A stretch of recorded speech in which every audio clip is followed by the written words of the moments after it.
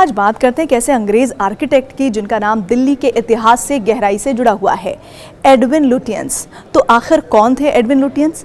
Edwin Lutyens एक British वास्तुकार थे जो ब्रिटिश सरकार ने 1911 में भारत की राजधानी को कोलकाता से दिल्ली शिफ्ट करने का फैसला किया।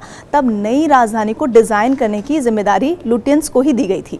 यहीं से शुरू हुआ लुटियंस दिल्ली का दौर। अब सवाल है कि दिल्ली में उन्होंने क्या क्या बनवाया।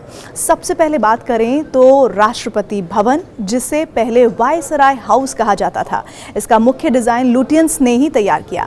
आज यही इमारत भारत के राष्ट्रपति का आधिकारिक निवास है।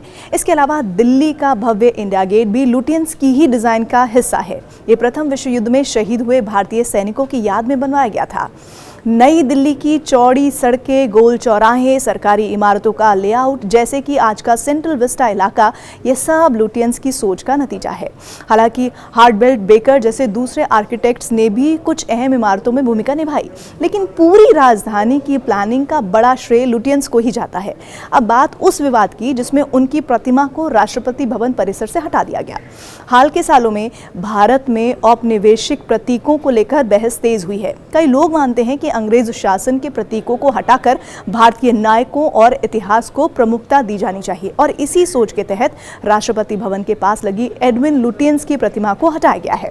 कुछ लोग इसे औपनिवेशिक विरासत से दूरी का कदम मानते हैं, तो कुछ का कहना है कि इतिहास को मिटाना नहीं बल्कि समझना चाहिए।